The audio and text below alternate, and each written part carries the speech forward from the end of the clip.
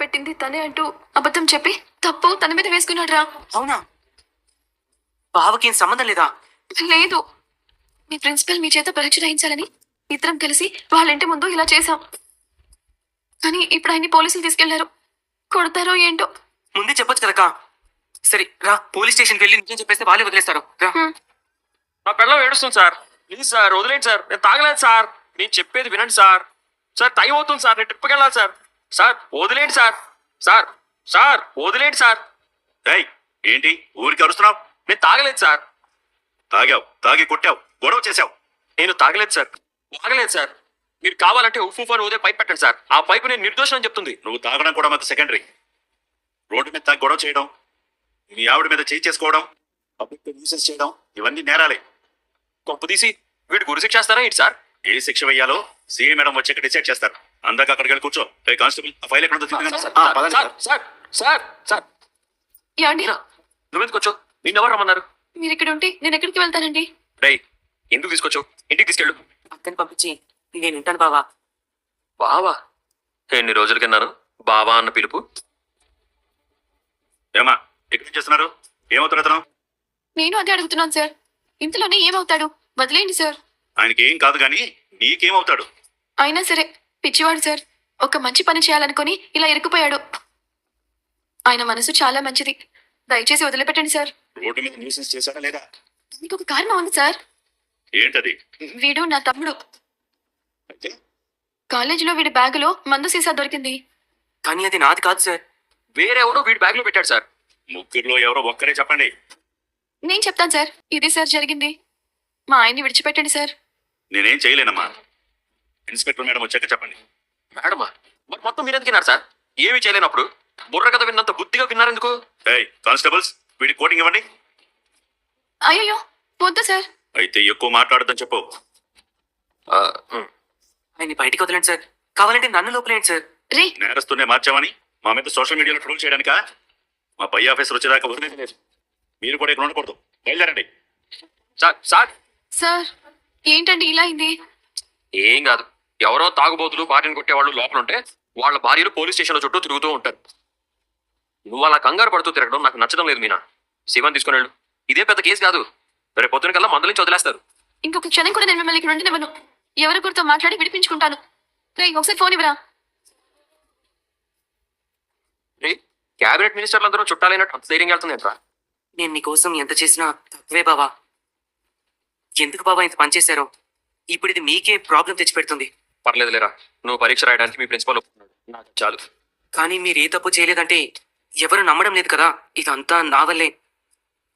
అక్క కూడా ఏడుస్తుంది. నన్ను క్షమించండి. రై క్షమించమని అడిగితే తప్పులన్నీ ఒప్పైపోవురా. అంతకు ముందు నువ్వు చేసిన తప్పుని నేను ఎవరికీ తెలియకుండా ఆఖరికి మీ అక్కకి కూడా తెలియకుండా దాచిపెట్టాను. ఒక్కసారి ఒక మనిషి మీద ముద్ర పడితే జీవితాంతం ఆ ముద్రతోనే బతకాలి. ఇంతకుముందు ఎవరు చెప్పినా వినకుండా ఆ గుణగాడి సావాసం పట్టు వినవగానే వాడికి ఆటేశాడు. అలాంటి వాళ్ళ సావాసం అంతే. ఇక నుంచి అయినా బుద్ధిగా చదువుకో. ఎగ్జామ్స్ రాసి పాసు.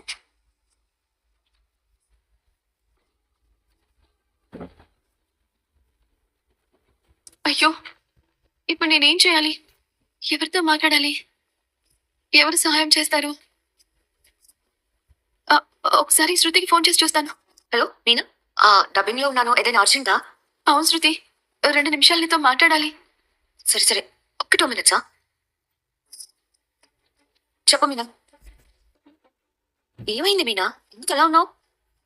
అది అది ఆయన పోలీసులు అరెస్ట్ చేశారు శృతి. ఎందుకు అరెస్ట్ చేశారు? ఏమైంది అసలు? అవునా? మరి మీరు పోలీసులతో నిజం చెప్పొచ్చు కదా. చెప్పాము శృతి, కానీ వినడం లేదు. మా తమ్ముడు ఎలాగైనా పరీక్ష రాయాలని పాపం ఆయన అలా చేశారు. అనుకోకుండా ఇలా జరిగిపోయింది. ఇప్పుడు ఏం చేయాలో అర్థం కావడం లేదు శృతి. చాలా భయంగా ఉంది. ఒకసారి డైరెక్ట్ గా వెళ్ళి ఇన్స్పెక్టర్ తో మాట్లాడి చూడు మీనా. ఆ ప్రయత్నం కూడా చేశాను, కానీ ఆవిడ ఇక్కడ లేరంట. రేపు వస్తారంట. ఈ లోపు ఈ పోలీసులు ఆయన ఎక్కడ కొడతారో అని భయంగా ఉంది. ఇప్పుడు నేను ఇక్కడ ఒక్కదాన్నే ఉన్నాను.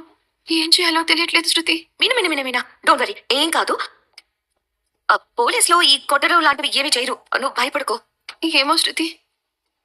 శృతి, నీకు తెలిసిన వాళ్ళు ఎవరైనా ఉంటే ఒకసారి సాయం చేయమని అడగలవా? చాలా మంది డబ్బున్న వాళ్ళకి పోలీసులతో పరిచయాలు ఉంటాయి కదా. ఒకసారి అడుగు శృతి. మీనా, నువ్వు ఎందుకు కంగారు పడుతున్నావు? ఏం కాదని చెప్తున్నాను కదా. సరే ఉండు, నేను వెంటనే ఎవరికైనా కాల్ చేస్తాను. చెప్పు శృతి, ఎలా ఉన్నావు? నేను బానే ఉన్నాను మామ్, కానీ నాకు ఒక చిన్న హెల్ప్ కావాలి, చేయగలవా? మనీ కావాలా? హెల్ప్ అంటే ప్రతిసారి మనీయే కాదు మామ్, మాట సాయం కూడా చేయొచ్చు. సరే, ఏం చేయాలో అడుగు. చేతనైతే చేస్తాను. అది నాకు బాగా తెలిసిన వాళ్ళని పోలీసులు అరెస్ట్ చేశారు. పాపం వాళ్ళ తప్పేం లేదు. నాన్నకి అసిస్టెంట్ కమిషనర్ తెలుసు కదా, ఒక్కసారి నాన్నతో మాట్లాడి వాళ్ళని బయటకు తీసుకురమ్మని చెప్పవా ప్లీజ్? హలో, ఏం మాట్లాడట్లేదు? నాన్న నా కోసం చేస్తాడా లేదా అని డౌట్గా ఉందా? ఏయ్, నోరు మీవే. ఎందుకు చేరు? నువ్వు లైన్లోనే ఉండు. సరే సరే ఉంటాను. ఏమండి, శృతి వాళ్ళ ఫ్రెండ్ని పోలీసులు పట్టుకున్నారట. అసిస్టెంట్ కమిషనర్ గారు మీ ఫ్రెండే కదా, ఒకసారి మాట్లాడి అతన్ని బయటికి తీసుకురండి. శృతి ఎప్పుడు ఇలాంటి విషయాల్లో ఇన్వాల్వ్ అవ్వదు కదా, ఇప్పుడెందుకు ఇంత ప్రత్యేకంగా అడుగుతోంది? అదే చెప్తుంది కదండి. పాపం వాడిది ఏ తప్పు లేదంట, చాలా మంచి వాళ్ళంట. తనకి బాగా క్లోజ్ అని చెప్తుంది, కాదనకండి. సరే మాట్లాడతానులే. ఏ పోలీస్ స్టేషన్కి తీసుకెళ్లారో కనుక్కో. ఉమ్. శృతి, తనని ఏ స్టేషన్కి తీసుకెళ్లారు? ఇంతకీ తన పేరేంటి? అదే తను మన బాలు. నువ్వు చెప్తున్నది అదే మామ్, మీనా హస్బెండ్ బాలు గురించి. బాలునా? వాడైతే ఖచ్చితంగా ఏదో ఒక తప్పు చేసే ఉంటాడే. అయినా వాడిని నువ్వెలా నమ్మావే? నేను అతన్ని నమ్మి అడగట్లేదు. మీనా నాకు ఫోన్ చేసింది, తన కోసమే నేను హెల్ప్ చేయాలనుకుంటున్నాను. కుదురుతుందా లేదా? ఆ సత్యం కొడుకు గురించా నన్ను హెల్ప్ అడుగుతోంది? వాడు నన్ను కొట్టి అవమానించాడు. అలాంటి వాడిని ఇప్పుడు నేను రికమెండ్ చేసి వాడిని బయటికి తీసుకురావాలా? అది జరిగే పని కాదు. వినిపిస్తుంది కదా, ఆ బాలుగాడు మీ నాన్నను కొట్టి అవమానించాడు. అలాంటి వాడి గురించి హెల్ప్ చేయమని ఎలా అడుగుతున్నావే? అడగడానికి నీకైనా ఉండాలి కదా. ఎప్పుడు జరిగింది ఇప్పుడు మనసులో పెట్టుకొని ఇలా మాట్లాడడం కరెక్ట్ కాదు మామ్. మీ నాన్నని అవమానించిన వాడి గురించి నువ్వు హెల్ప్ అడగడం కూడా కరెక్ట్ కాదే. ఫోన్ పెట్టే. శృతి, మాట్లాడేవా? ఏమన్నారు? మాట్లాడాను మీనా, కానీ కుదిరేలా లేదు. I'm sorry. కూడా ఇంకెవరు పెద్దగా తెలీదు. అవునా, సరే అయితే. కనీసం నా కోసం ఆ మాత్రమైనా ఆలోచించావు. థ్యాంక్స్ శృతి. మీనా, ఒకసారి ఆ ఇన్స్పెక్టర్ నంబర్ అయినా తీసుకుని ఆవిడతో మాట్లాడి చూడు, ఖచ్చితంగా పని అవుతుందేమో. ఆ, అలాగే చూస్తాను. చచ్చినా నేను చేయను శోభన. నన్ను కొట్టిన వాడిని నేనే బయటికి తీసుకొస్తే నాకంటే సిగ్గుమాలినోడు ఇంకెవడైనా ఉంటాడా? అది కాదండి, మనం ఇప్పుడు ఆ మీనాకి సహాయం చేస్తే ఏదో ఒక రోజు మనం చెప్పినట్టు వింటుంది కదా. ఏం అక్కర్లేదు. ఇప్పుడు నేను చెప్పేది నువ్వు విను. ఆ ఇంట్లో గొడవ చేయడానికి మనకి ఇది ఒక మంచి ఛాన్స్ దొరికింది. అవునా? అయితే ఇప్పుడు నేనేం చెయ్యాలి? ఏం లేదు, నువ్వు సత్యం ఇంటికి ఫోన్ చేసి మీ కొడుకు వల్ల అవమానం జరిగిందని చెప్పు. అలా చెప్తే మనకేంటి లాభం? సత్యం ప్రశాంతంగా ఉండకూడదు. మన కూతుర్ని మన ఇంటికి తీసుకురావడానికి ఇది ఒక అవకాశం. నేను చెప్పింది చెయ్యి. సరే, అలాగే చేస్తాను. ఎవరితోనైనా మాట్లాడావాక? ఎవరితో మాట్లాడాలో తెలియక శృతికి ఫోన్ చేశాను. శృతి వాళ్ళ నాన్నకి ఫోన్ చేసి సాయం చేయమని అడిగినట్టుంది. అయిపోయింది. పెళ్లికి రాకి తగిలిన వీధి కుక్క విస్తరాకులు పడేసే చోట అన్ని ఎగరేసుకుంటూ ఎలా ఎగురుతుందో ఇప్పుడు శృతి వాళ్ళ నాన్న అలా ఎగురుతూ డిస్కో డాన్స్ చేస్తూ ఉంటాడు. నీకు ఇంకా వేరే మనిషే దొరకలేదా? శృతి మనకి సాయం చేస్తుందన్న ఆశతో నేను ఫోన్ చేశానండి. డబ్బుడమ్మకి చెప్పడంలో తప్పులేదు, సాయం చేయకపోయినా ఏమీ అనుకోను. కానీ వాళ్ళ నాన్నని నేను చాలా సార్లు తిరగేసి మరగేసి కొట్టాను. వాడెందుకు నాకు సాయం చేస్తాడు? ఏం చేయమంటారు? మీరు మా తమ్ముడు చదువు పాడు కాకూడదని ఇంతవరకు తెచ్చుకున్నారు. అలాంటి మిమ్మల్ని పోలీస్ స్టేషన్లో ఒక్క రోజు కూడా ఉండనివ్వకూడదని. నాకు ఇదేమన్నా కొత్త? ముందు నువ్వు ఇంటికెళ్ళు. మీరు రాకుండా నేను వెళ్ళనండి. ఆ మేడం రాకుండా వీళ్ళు పంపించరు మీనా. రాత్రి అయితే నిన్ను ఇక్కడ ఉండనివ్వరు. రైట్, మీ అక్కని తీసుకెళ్ళి జాగ్రత్తగా ఇంటి దగ్గర దిగబెట్టు. ఇలాంటి పరిస్థితుల్లో మిమ్మల్ని వదిలేసి నేను ఎక్కడికి వెళ్ళనండి. మీరేం తింటారు? ఎలా పడుకుంటారు? రాత్రిపూట పోలీస్ స్టేషన్లో ఉంటే వాళ్ళు భోజనం పెడతారులే. ఇదేం కర్మండి? అంతా నా వల్లే, నా కోసమే. ఊరుకోండి, నాకేదో యావజీవ కారాగార శిక్ష పడ్డట్టు, జైల్లో చెప్పకూడదంటున్నట్టు. ఏంటా ఏడుపు? ఏ మీనా, ఇంటికి వెళ్ళు, నేను పొద్దున వస్తాను. ఎవరికి ఈ విషయం చెప్పకు. అయినా నా గురించి ఎవరు అడుగుతారులే, నాన్న ఒక్కడే అడుగుతాడు. పోలీస్ స్టేషన్లో ఉన్నట్టు చెప్పకు, ట్రిప్కి వెళ్ళానని చెప్పు. ఏమండి, టైం ఎంత అయిందే? లేట్ అయింది. ఎందుకైంది? ఆ, పూల పని ఎక్కువైంది అత్తయ్య. పూలు ఎక్కడ అమ్ముతున్నావు? బాలు ఎక్కడమ్మా? ఆ, రేపు పొద్దున వస్తానన్నారు మావయ్య. ఈ రాత్రి ఎక్కడుంటాడు? ట్రిప్కి వెళ్ళారు. పోలీస్ స్టేషన్ కా? విన్నారా? ఇన్నాడు మీరు తీసుకొచ్చిన కోడలు ఏ తప్పు చేయదని ప్రతి విషయంలో వెనకేసుకొచ్చారే. ఇప్పుడు మీతోనే అబద్ధం చెప్తాం చూసారా? పోలీస్ స్టేషన్ లో కటకటాలు లెక్కెడుతున్నాడు. అవునా? ఇలాంటివి ఇంకెన్ని దాచిందో. అంటే ఏంటి మీ ఉద్దేశం? నేను చెప్తానే. ఈ ఇంటి నుంచి ఒకడు పోలీస్ స్టేషన్ కి వెళ్ళాడంటే అది ఈ ఇంటి పరువు సమస్య. ఈ ఇంటి పరువు పోయినా పర్వాలేదనే కదా నువ్వు ఈ విషయం దాచిపెట్టావు. శృతి వాళ్ళ అమ్మ చెప్పింది నీ మొగుడేదో ఘనకార్యం చేశాడని, వాడు సమాజాన్ని ఉద్ధరించడానికి వెళ్ళాడని. శృతికి ఫోన్ చేస్తావా?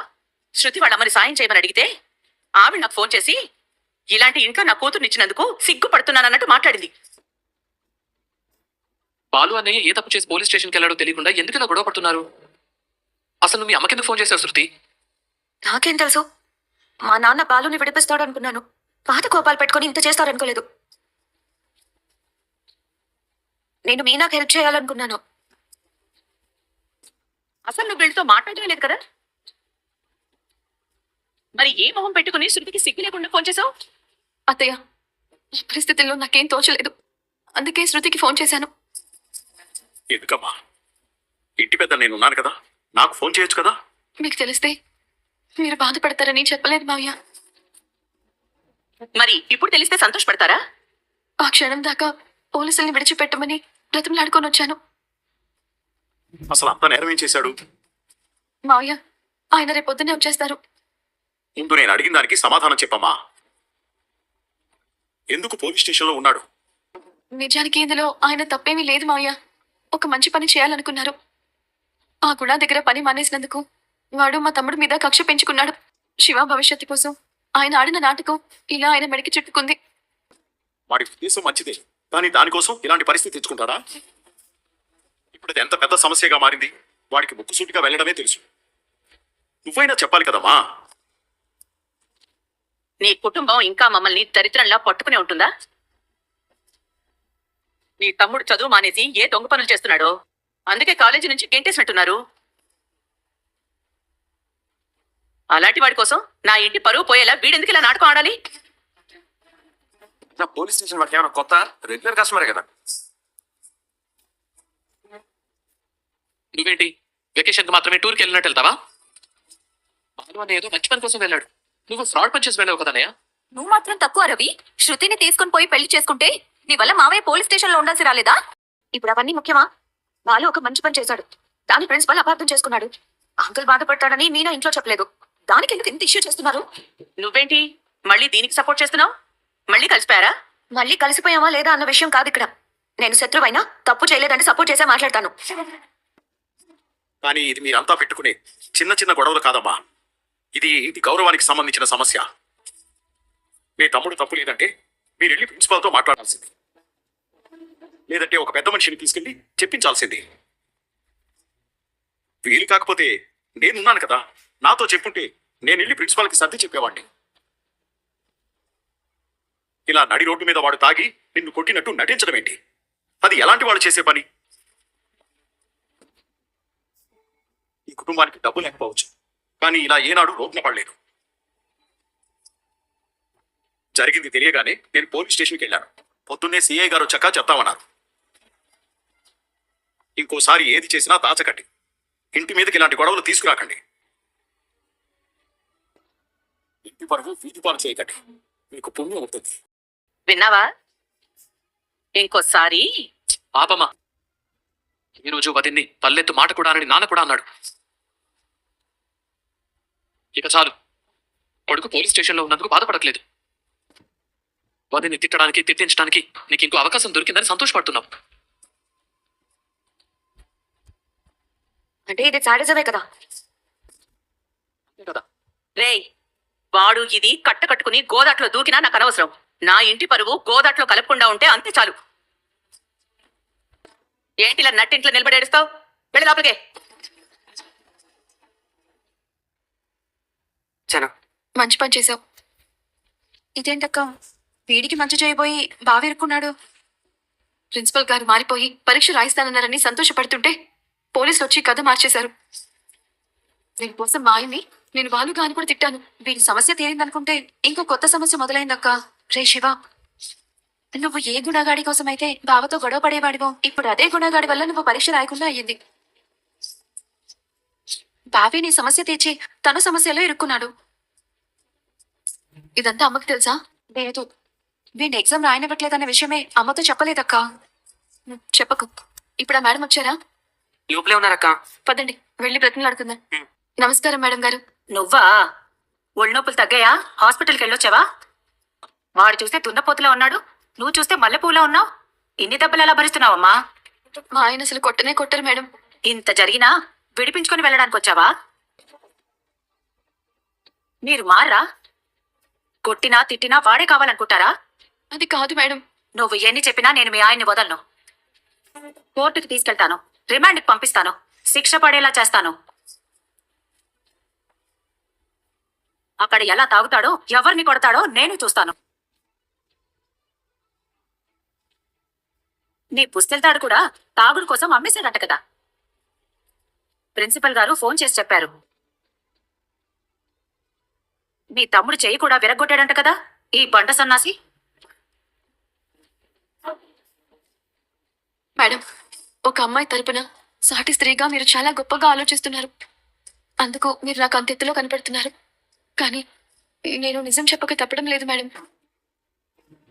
మేమంతా ఒక నాటకం ఆడి ఇరుక్కుపోయాం. వాట్? నాటకమా?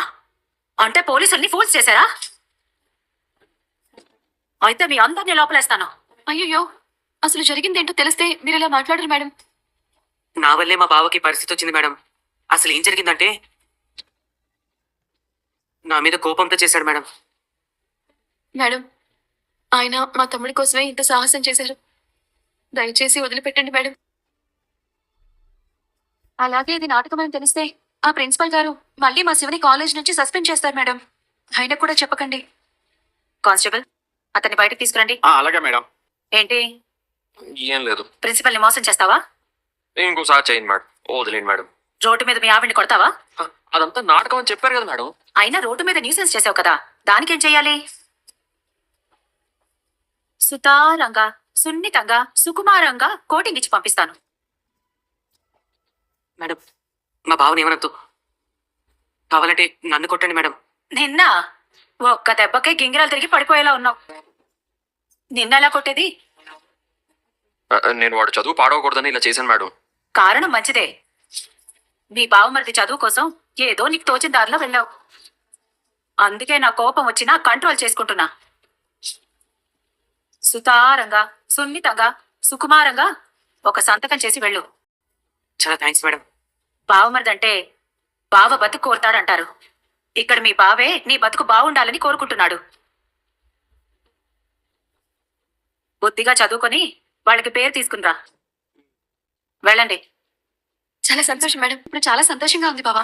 ఏ చిన్న కప్ప, రాత్రంతా నేను పోలీస్ స్టేషన్ లో ఉన్నాడు, నీకు సంతోషంగా ఉందా? అది కాదు బావా, ఒక్క దెబ్బతో వీడికి ఆ గుణగాడు అంటే ఏంటో తెలిసింది. నువ్వేంటో తెలిసింది.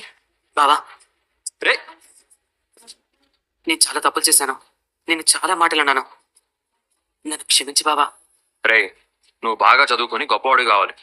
మీ అక్క నీ భవిష్యత్తు కోసం గుణగాడితో గొడవపడి రక్తం ధారపోసింది. మీ అమ్మ సుమతి ఇప్పటికీ నీ కోసం కష్టపడుతున్నాడు.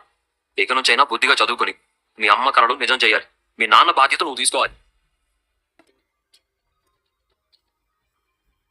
హలో, ఆ గుణగాడు ఎక్కడున్నాడో తెలిసిందిరా. అవునా?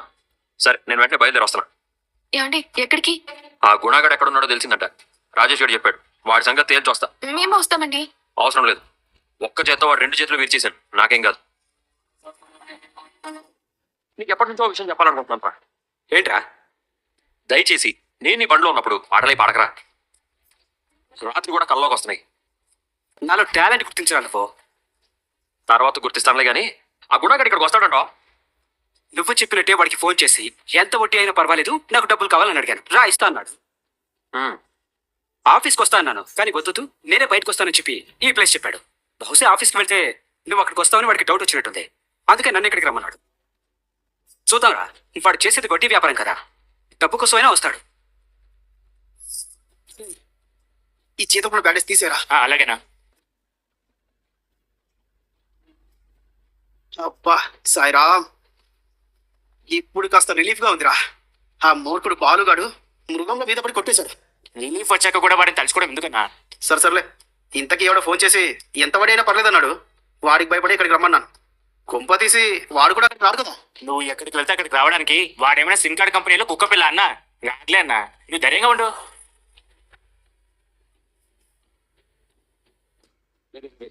వచ్చినట్టున్నాడు చూడు.